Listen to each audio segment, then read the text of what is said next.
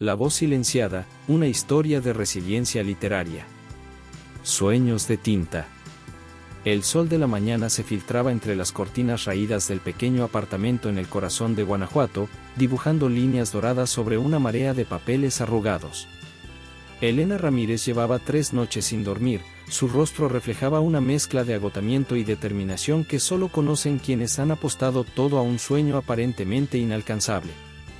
La máquina de escribir, una reliquia heredada de su padre, descansaba a su lado como un testigo silencioso de cada palabra, cada esperanza, cada línea tachada y reescrita.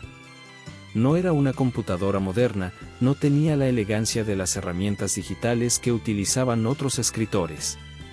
Era un modelo antiguo, color marfil, con teclas ligeramente desgastadas por años de uso, cada una guardando la memoria de historias que nunca llegaron a publicarse.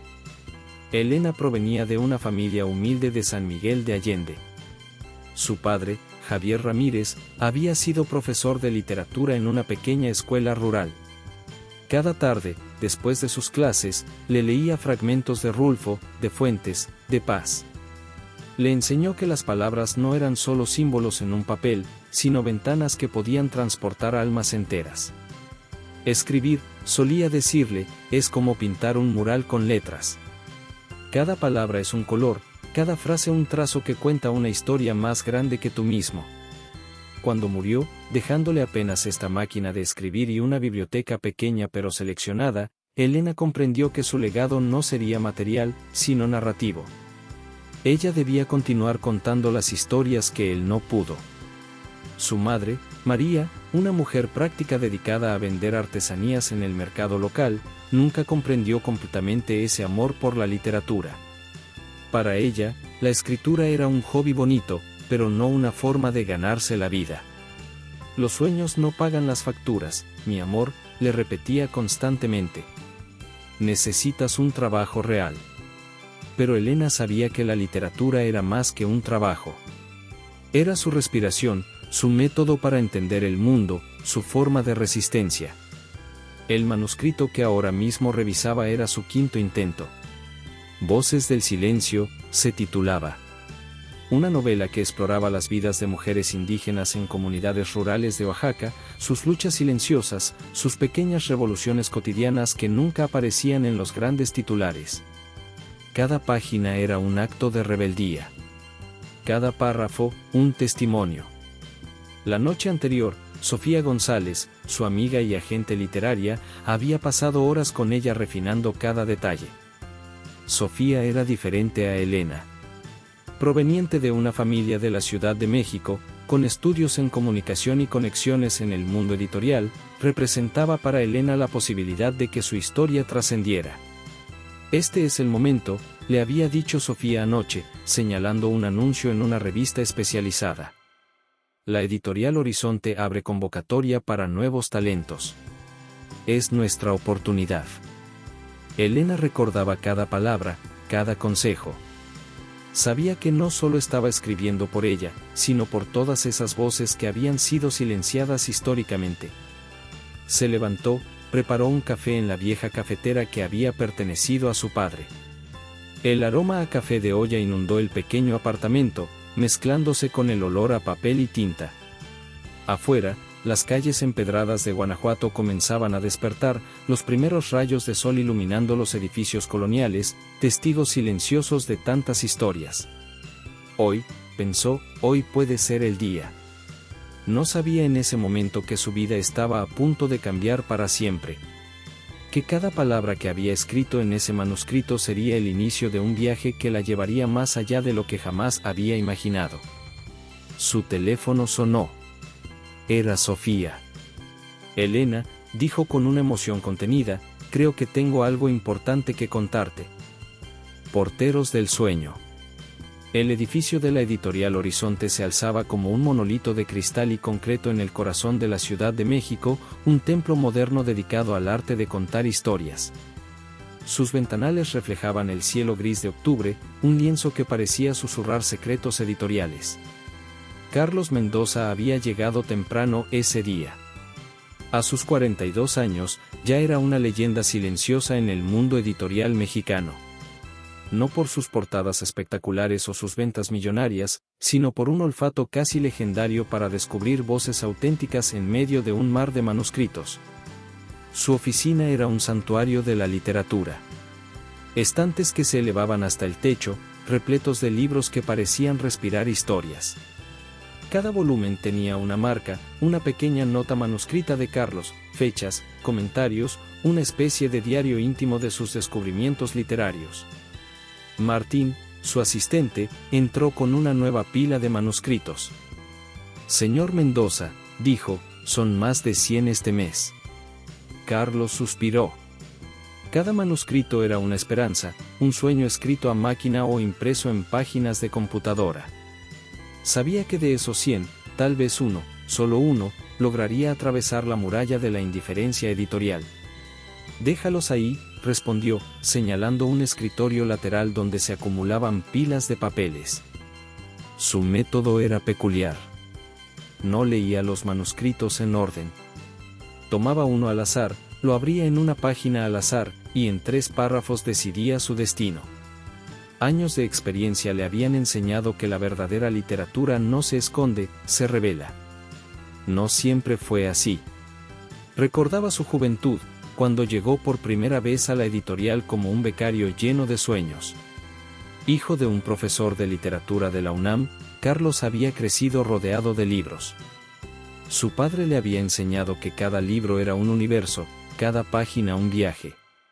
«No busques bestsellers», solía decirle, «busca historias que transporten el alma». Ese día, entre la montaña de manuscritos, algo llamó su atención. No era un título llamativo, no tenía una portada elaborada. Era un documento simple, impreso en una impresora que parecía haber visto mejores días. Voces del silencio. El título lo hizo detenerse. No por su originalidad, sino por algo más sutil. Una promesa de profundidad. Mientras lo hojeaba, algo comenzó a suceder. Las páginas no eran solo texto. Eran ventanas a mundos olvidados. Historias de mujeres indígenas que nunca habían tenido un espacio en la literatura tradicional. En la editorial, Carlos era conocido por su dureza. Los jóvenes escritores le temían. Los agentes literarios lo respetaban. Pero pocos conocían el verdadero Carlos, el que lloraba en silencio leyendo una novela que lo conmovía, el que guardaba en un cajón de su escritorio los manuscritos que lo habían marcado. «Sofía», llamó por el interfón, «necesito el contacto de la autora de este manuscrito». Sofía González no era cualquier agente literaria. Graduada de la UNAM, con apenas 28 años, había revolucionado la forma de representar nuevos talentos. Sabía que cada manuscrito era más que papel, era un sueño. «¿De qué manuscrito hablas?», preguntó. «Voces del silencio», respondió Carlos, «de Elena Ramírez». En la oficina de al lado, Martín y otros editores cuchicheaban. Carlos Mendoza rara vez mostraba interés personal en un manuscrito. Generalmente, los catalogaba, los evaluaba, los archivaba o rechazaba. Pero esta vez era diferente. La historia de Elena no era solo un manuscrito. Era un testimonio. Un grito contenido que necesitaba ser escuchado. Carlos recordó las palabras de su padre: «Un buen libro no se lee, se siente». Y este libro lo estaba haciendo sentir algo que hacía años no experimentaba, la emoción de descubrir una voz nueva, auténtica, capaz de romper los muros del silencio. «Quiero hablar con ella», repitió, esta vez con una determinación que hizo que Martín lo mirara con sorpresa. El destino de Elena Ramírez estaba a punto de cambiar. Y Carlos Mendoza lo sabía. Transformaciones. El café, la parroquia, en Guanajuato era más que un simple establecimiento. Era un santuario para los soñadores, un lugar donde las palabras cobraban vida entre el aroma del café de olla y el suave murmullo de conversaciones interrumpidas. Era un martes por la tarde cuando Sofía González llegó con el correo electrónico que cambiaría todo. Sus tacones resonaban en el piso de baldosas antiguas, un ritmo que parecía marcar el compás de un destino inminente. Elena la esperaba en su rincón habitual, junto a la ventana que daba a la calle empedrada.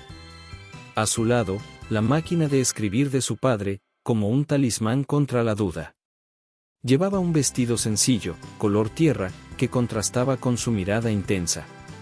«Tenemos una respuesta», dijo Sofía, dejando caer su bolso de cuero sobre la mesa.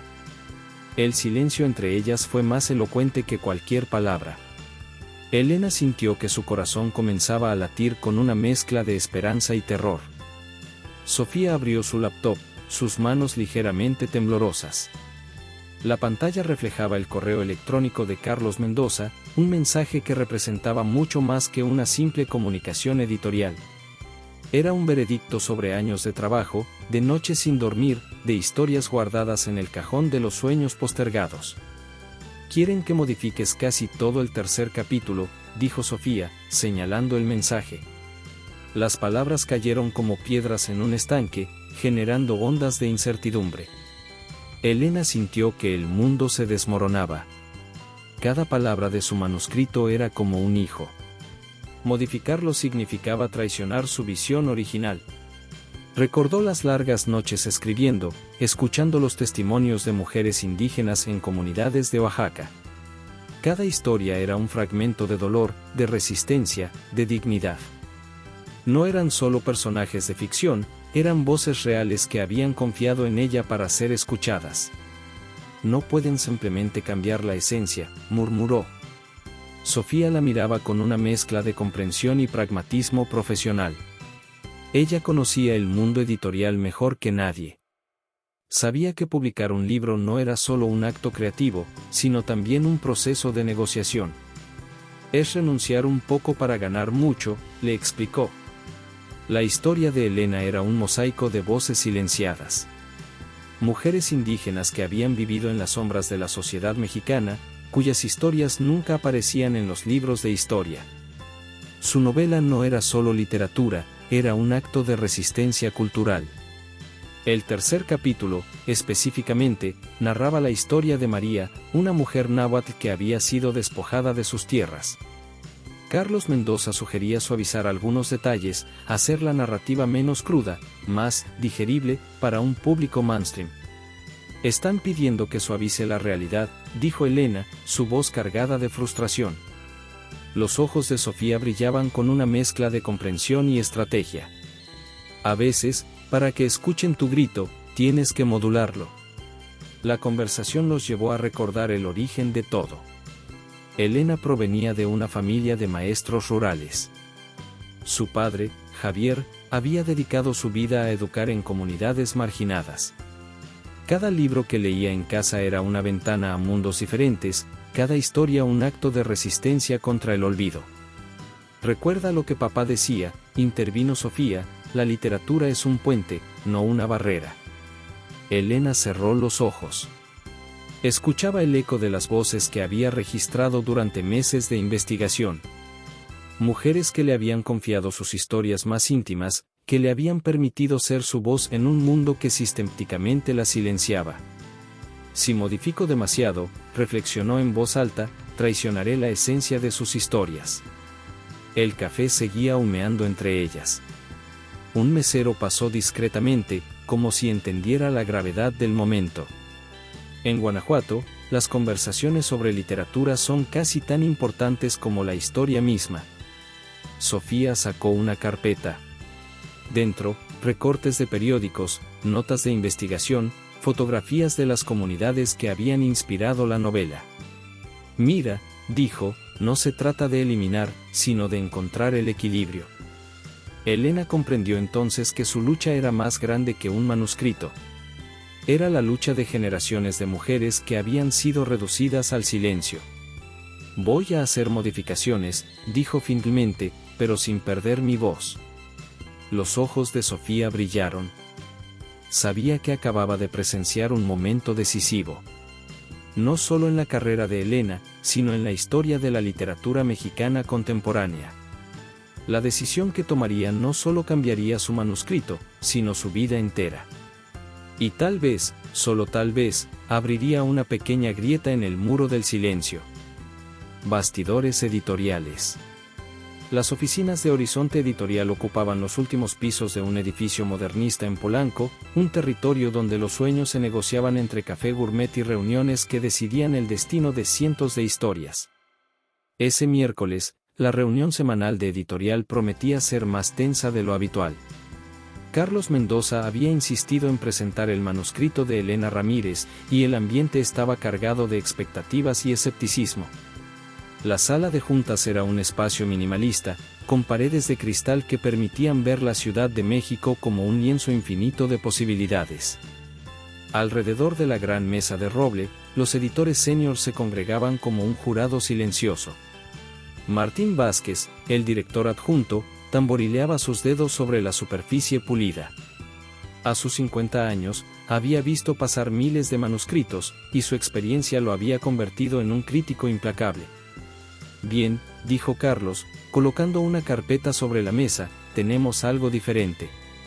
La palabra diferente en el mundo editorial podía significar muchas cosas. A veces era un elogio, otras veces una sentencia de muerte para cualquier proyecto. Es un manuscrito de una autora que viene de Guanajuato, continuó Carlos, Elena Ramírez. Sofía, que había sido invitada especialmente a la reunión, observaba cada reacción. Conocía ese mundo, sabía que cada palabra, cada expresión, podía marcar el destino de un libro. Claudia Hernández, la editora especializada en literatura contemporánea, fue la primera en hablar. Otro manuscrito sobre comunidades indígenas, dijo con un tono que mezclaba cansancio y prejuicio, el mercado está saturado. Carlos no se inmutó. Había esperado esa reacción. Sacó algunas páginas, las distribuyó entre los presentes. No es solo otro manuscrito, respondió, es una voz que no ha sido escuchada.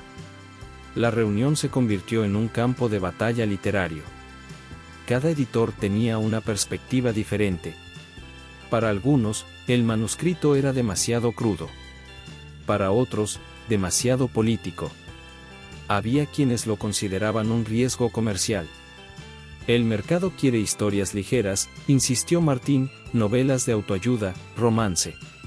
Pero Carlos sabía que la literatura era algo más que un producto comercial. Era un testimonio, un registro de la humanidad. No todo se trata de números, argumentó, se trata de contar historias que importan. Sofía observaba en silencio. Ella conocía a Elena mejor que nadie. Sabía que cada palabra del manuscrito era un fragmento de realidad, no una construcción literaria. El debate se extendió por horas. Cifras de ventas, estadísticas de mercado, proyecciones editoriales. Todo parecía conspirar contra la posibilidad de publicar el libro de Elena. Tenemos informes, dijo Claudia, que sugieren que los lectores están cansados de narrativas indigenistas. Carlos respondió con una pregunta que hizo callar la sala, ¿están cansados o nunca han sido realmente expuestos? La discusión trascendía el manuscrito. Era un debate sobre el rol de la literatura en la sociedad mexicana contemporánea. ¿Debían publicar libros que vendieran, o libros que importaran? Durante un receso, Sofía se acercó a Carlos. «Sabes que esto es un riesgo», le dijo. «Todos los grandes libros lo son», respondió él. La tensión era palpable. No solo se jugaban las posibilidades de publicación de un libro, sino la visión misma de lo que significaba hacer literatura en México. Mientras tanto, en Guanajuato, Elena seguía sin saber nada. Continuaba trabajando en su manuscrito, refinando cada párrafo, cada historia, sin imaginar la batalla que se libraba por su obra en la Ciudad de México. Un rumor comenzó a circular en la editorial. ¿Quién era realmente Elena Ramírez? ¿De dónde venía? ¿Qué la había impulsado a escribir? La curiosidad se mezclaba con el escepticismo profesional. Al final de la reunión, Carlos presentó su propuesta final. No sería un compromiso, sino una apuesta. Publicarían el libro con un tiraje limitado, pero con todo el respaldo de la editorial. Confío en esta historia, dijo, como no he confiado en ninguna en años. La decisión estaba tomada. El destino de Voces del Silencio pendía de un hilo. Lo que ninguno de ellos sabía era que esta decisión marcaría un punto de inflexión no solo en la carrera de Elena, sino en la literatura mexicana contemporánea. La primera crítica. El día del lanzamiento amaneció con un cielo de Guanajuato pintado en tonos de plata y oro. Elena Ramírez despertó antes del amanecer, sus manos temblando mientras preparaba el café de olla que su madre le había enseñado a hacer. «Hoy es el día», murmuró para sí misma. Su pequeño apartamento, testigo de años de escritura y esperanza, parecía respirar una energía diferente. Cada rincón guardaba historias. Los libros de su padre ocupaban estantes improvisados, los recortes de periódicos se mezclaban con notas de investigación, fotografías de mujeres indígenas que habían prestado sus voces a su novela. Sofía llegó temprano, vestida con un traje sastre que contrastaba con la sencillez del lugar. Traía consigo varios ejemplares de Voces del Silencio, el primer libro de Elena, recién salido de la imprenta. «No puedo creerlo», dijo Elena, tomando uno de los libros con manos temblorosas. El libro era una obra de arte en sí mismo. La portada mostraba un paisaje de Oaxaca, con siluetas de mujeres que parecían fundirse con la tierra. Horizonte Editorial había hecho un trabajo impecable. «Vamos a desayunar», propuso Sofía, «tenemos una agenda completa hoy». El Café La Parroquia, testigo de tantas conversaciones, fue el escenario de ese desayuno histórico. Las primeras luces de la mañana se colaban entre las mesas antiguas, iluminando el rostro de Elena. «La crítica literaria del suplemento cultural estará publicando algo hoy», comentó Sofía, revisando su teléfono. El ambiente estaba cargado de expectativas. No solo se trataba de un libro, sino de un testimonio. Cada página era un acto de resistencia, cada párrafo un grito contenido que finalmente encontraba su camino. La primera reseña apareció poco después del mediodía. Un medio digital especializado en literatura contemporánea había publicado un extenso análisis. Sofía leyó en voz alta. «Voces del Silencio no es solo un libro. Es un terremoto literario». Elena Ramírez logra lo que pocos escritores contemporáneos han conseguido, dar voz a los sin voz. El análisis era profundo, desmenuzando cada capítulo, cada personaje. Destacaba la capacidad de Elena para transformar testimonios reales en una narrativa literaria poderosa. «Destaca la autenticidad de las voces», continuó Sofía, «la forma en que cada personaje respira más allá de la página». Pero no todo era elogio. Algunos críticos cuestionaban la dureza de los relatos, la crudeza con la que Elena describía la realidad de las comunidades indígenas. Las redes sociales comenzaron a arder. Un hashtag con el nombre del libro se posicionó rápidamente entre los trending topics. «La literatura mexicana tiene una nueva voz», decía un tuit. «Demasiado político», argumentaba otro. Elena observaba todo con una mezcla de asombro y terror. Cada comentario la atravesaba como un puñal. Cada crítica era personal, como si estuvieran juzgando no solo su libro, sino su propia existencia. Recordó las palabras de su padre: «Escribir es como dar a luz. Duele, es vulnerable, pero también es la cosa más hermosa del mundo». Las invitaciones comenzaron a llegar. Presentaciones del libro, entrevistas en radios culturales, solicitudes de universidades para dar charlas. «No puedo creerlo», repetía Elena una y otra vez. Sofía la miraba con orgullo. Sabía que habían logrado algo más que publicar un libro. Habían abierto una puerta para historias que habían sido sistemáticamente ignoradas. Un periodista de un medio importante solicitó una entrevista exclusiva. Carlos Mendoza, el editor que había apostado por el libro, también comenzó a recibir llamadas. «Es un riesgo que valió la pena», le dijo a Martín en la editorial. La primera presentación del libro sería en la Feria Internacional del Libro de Guadalajara. Un escenario que parecía imposible hacía solo unos meses. Elena sintió que su vida daba un giro completo. De ser una escritora desconocida en Guanajuato, pasaba a ser un nombre que comenzaba a resonar en los círculos literarios. «Recuerda», le dijo Sofía, «esto es solo el beginning. pero Elena sabía que ya nada sería igual. Había cruzado un umbral. Su literatura ya no le pertenecía solo a ella, sino a todas las voces que había decidido contar. Al caer la tarde, regresó a su apartamento. La máquina de escribir de su padre parecía mirarla, como si supiera que algo grande había sucedido. «Lo logramos, papá», susurró. La primera crítica había sido más que una reseña. Era el inicio de un viaje que apenas comenzaba. Turbulencias. El Palacio de Bellas Artes se elevaba como un monumento a la cultura mexicana, sus paredes de mármol y sus frescos históricos testigos de incontables momentos literarios. Esa noche, Elena Ramírez se preparaba para uno de los eventos más importantes de su incipiente carrera. Un vestido negro, discreto pero elegante, prestado por Sofía, la hacía sentir fuera de lugar. Ella, que siempre había vestido con la sencillez de Guanajuato, ahora se movía entre los círculos literarios de la Ciudad de México como una intrusa. «Respira», le susurraba Sofía al oído, «tú perteneces aquí tanto como cualquiera».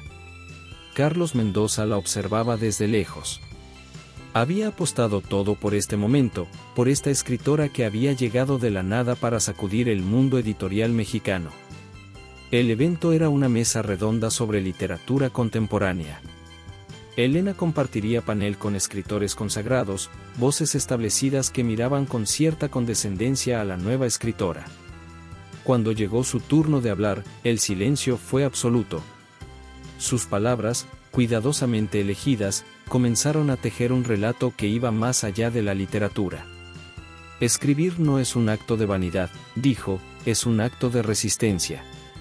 Cada frase resonaba en el auditorio. Elena hablaba de las mujeres indígenas que habían prestado sus voces a su novela, de historias que habían permanecido ocultas durante generaciones. Pero algo estaba a punto de cambiar. Un periodista, con una mirada que prometía conflicto, levantó la mano. «Señorita Ramírez», dijo, «¿puede confirmar que todas las historias de su libro son completamente originales?». El silencio se hizo ensordecedor. Elena sintió que el suelo se movía bajo sus pies. La pregunta no era inocente. Era un misil dirigido al corazón de su credibilidad. Carlos Mendoza se tensó en su asiento. Sofía apretó su mano discretamente. «Cada historia en mi libro», respondió Elena, «es un testimonio directo de mujeres reales». Pero la semilla de la duda ya había sido plantada. En los días siguientes, rumores comenzaron a circular.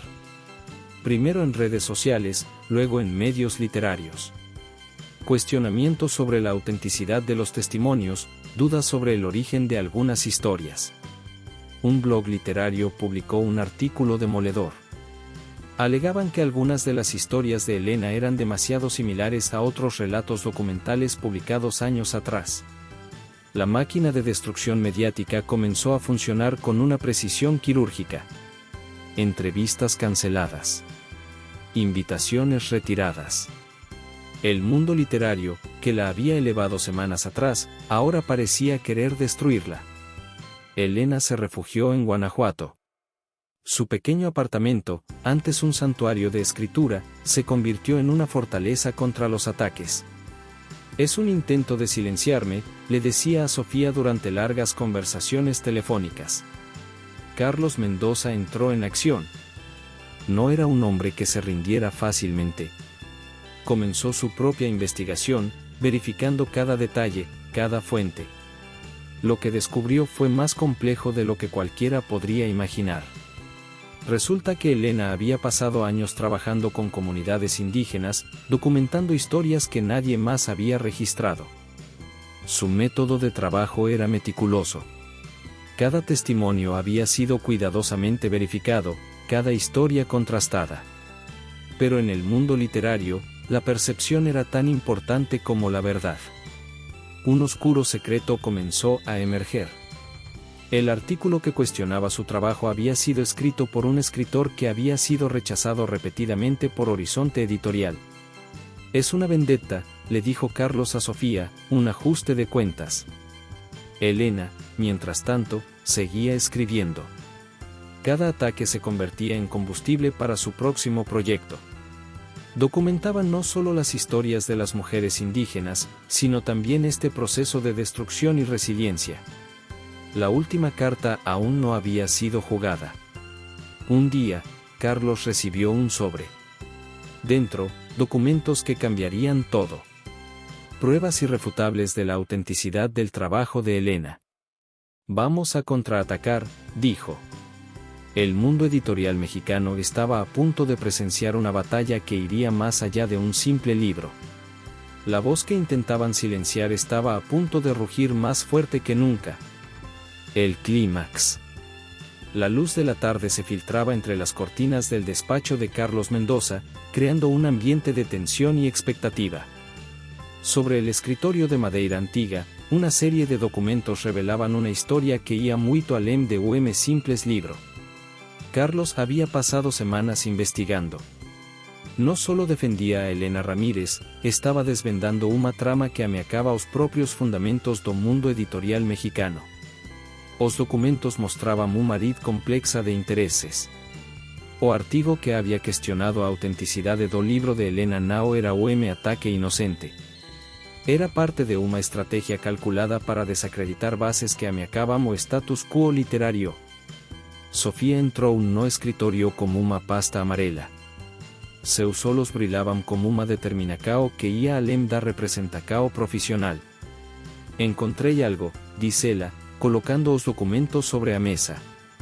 O que revelaram era más do que surpreendente. O jornalista que había iniciado os ataques contra Elena tinha conexões diretas con un grupo de escritores tradicionalmente marginalizados pela editorial Horizonte. ¿É uma vingança?, perguntou Carlos. É algo maior, respondeu Sofía. Enquanto isso, em Guanajuato, Elena vivia un momento de reflexão profunda.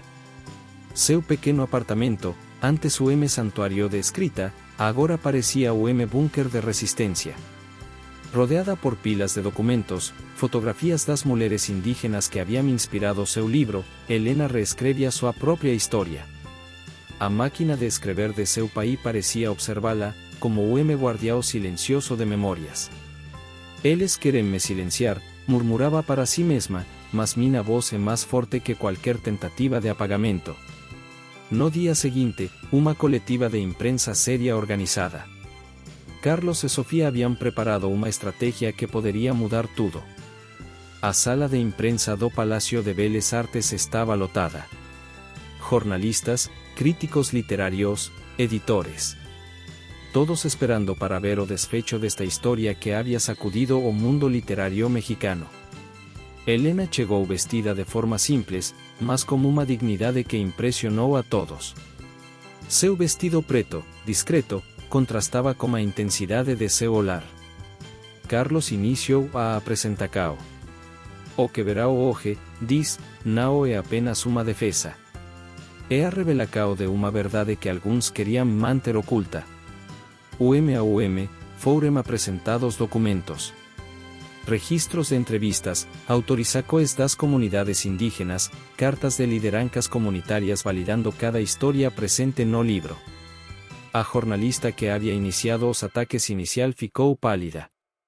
Seus planos desmoronaban diante de evidencias irrefutáveis. Cada pelabre de bases do silencio, dice Elena, é testemunho. Não é ficção. É historia. Revelóse que o ataque había sido parte de una estrategia para desacreditar escritores que vinham de lugares não tradicionais, que traziam narrativas que desafiaban a visão estabelecida da literatura mexicana.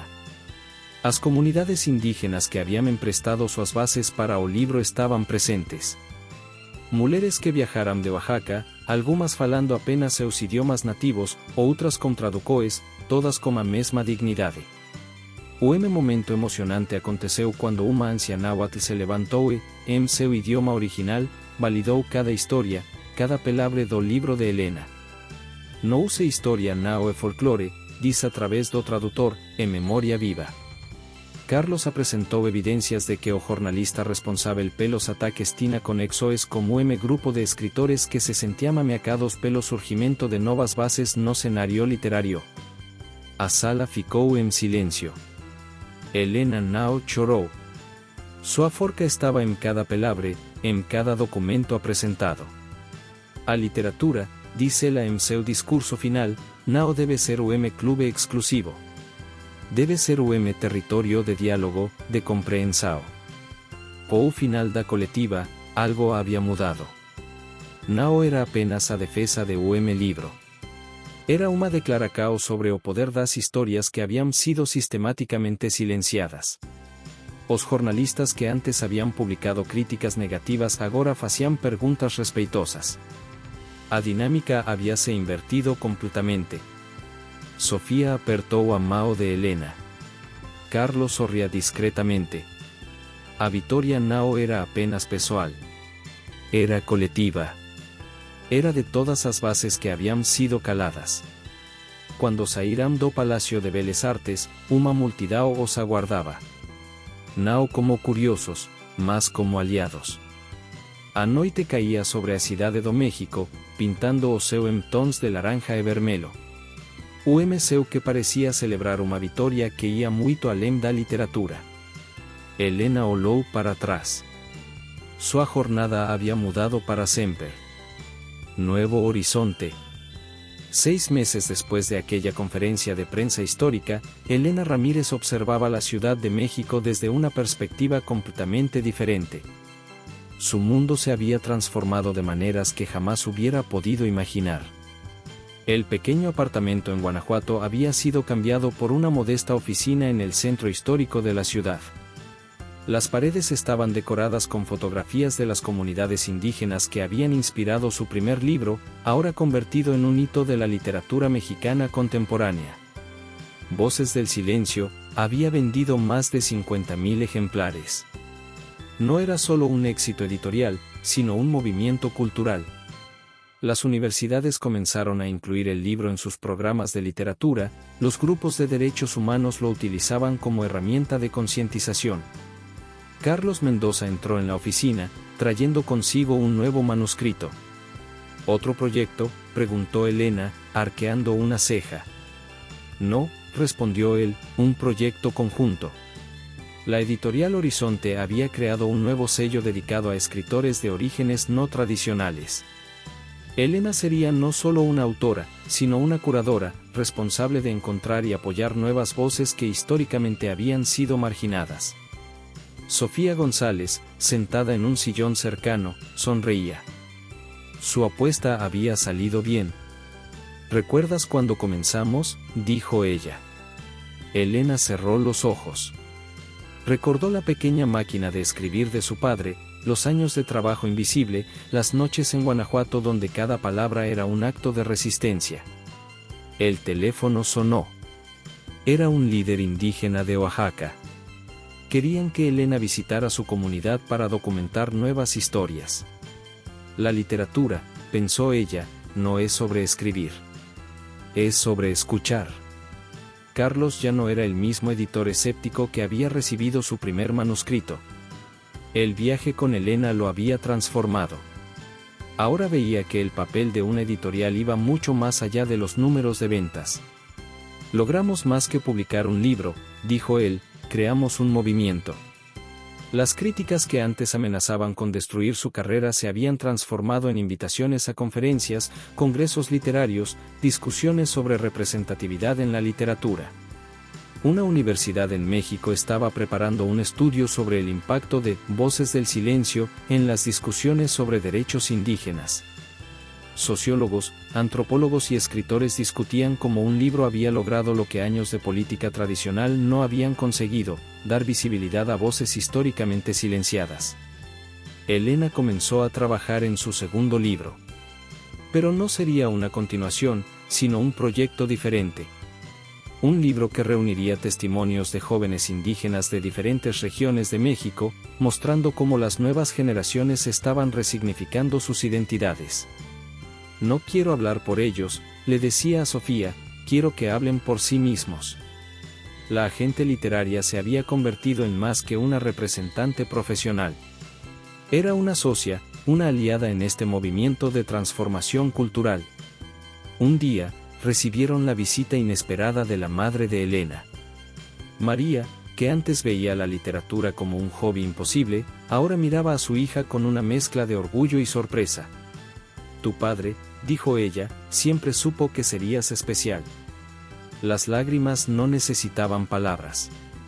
Eran un diálogo silencioso de reconocimiento y amor. Carlos propuso la creación de una beca para jóvenes escritores de comunidades indígenas. No sería solo un apoyo financiero, sino un programa de mentoría, de desarrollo literario y cultural. La literatura, decía él en los encuentros de la editorial, debe ser un territorio de diálogo. El mundo editorial mexicano había cambiado. Y Elena Ramírez estaba en el centro de esa transformación. Sofía organizó una gira por universidades y comunidades. Elena no sería solo una escritora dando conferencias, sino un puente entre mundos diferentes. Escribir, decía en cada presentación, es un acto de resistencia. Cada palabra es una frontera que se atraviesa, cada historia un territorio que se reconquista. Los jóvenes escritores indígenas comenzaron a encontrar espacio. No como curiosidad folclórica, sino como voces legítimas de una narrativa nacional compleja y diversa. En el último día de aquel año, Elena regresó a Guanajuato. Visitó el pequeño apartamento donde todo comenzó. La máquina de escribir de su padre seguía en el mismo lugar, como un guardián de memorias. «Lo logramos, papá», susurró. La noche caía sobre las calles empedradas, iluminando discretamente los murales que cuentan historias que nadie más contaría. Elena Ramírez había hecho más que escribir un libro. Había abierto el camino para que miles de otras voces pudieran ser escuchadas.